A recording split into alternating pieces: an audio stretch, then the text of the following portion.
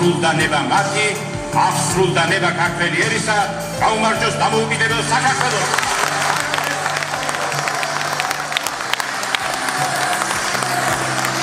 ეს არის ქართველი ერის ნების გამოხატვის დღე 28 წელი რეფერენდუმიდან 80 წელი ზიადგამსახურდიას დაბადებისგან რომელიც ერთადერთი და განუმერებელი პრეზიდენტია ჩვენი ქვეყნის და რომელმაც უცხო ქვეყნის იმპერიალური ძალებიდან უსისხლოდ დაიხსნა საკუთარი ერი და მოიპოვა თავისუფლება და ზეიმობთ ყველაფერ ამას.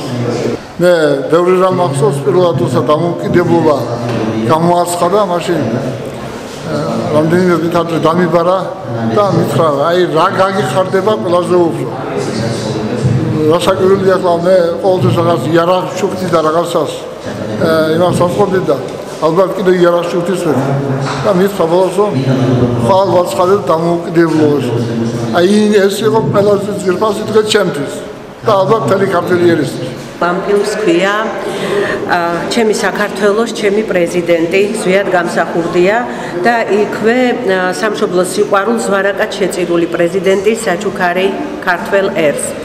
ეს სათაური, აი მეორე სათაური რომელიც ვთქვი, ბატონ დავით ქობალიას, ისი ჩვენი კოლეგა არის, უფროსი კოლეგა, ეკუთვნის მას და ძალიან მომეწონა ეს სიტყვები, თუმცა ლაიტმოტივად ჩემს ფილმს მაინც ეგ გასდევს. მე მინდოდა რომ რაღაცა სხვა სიტყვა მეთქვა, სხვანაირად მეთქვა სიტყვა აი ამ ფილმის მეშვეობით, ანუ ჩემი თაობისთვის და ჩემი უფროსი თაობისთვის შემეხსენებინა ის ყოველივე რაც სურდა ქართველ მამულიშვილს ზვიად გამსახურდიას რომ საქართველოსთვის გაეკეთებინა და ის მართლა ზვარაკად შეეწირა თავის სამშობლოს. ამიტომ ეს ფილმი არის ამონარიდებით და დოკუმენტური კადრებით და მისი საყვარელი კომპოზიტორის შოპენის მუსიკით გაჯერებული ფილმი.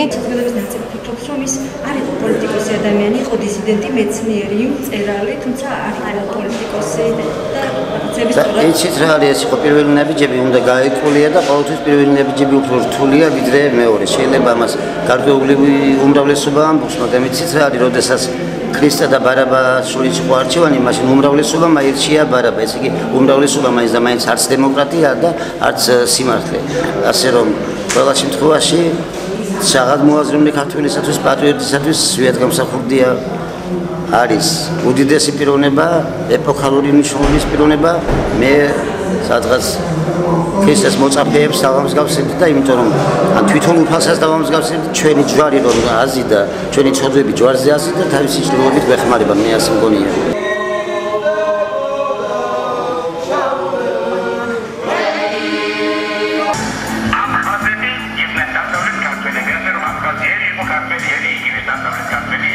ამბობენ რომ მე ვაპირებ ზუგდიდის დატოვებას. ეს არის სიცრუე, მე განზრახული მაქვს, აქ იყო ბოლომდე და თუ საჭირო აქ მოვკვდები და აქ აქედან ფეხსადაც გასვლები.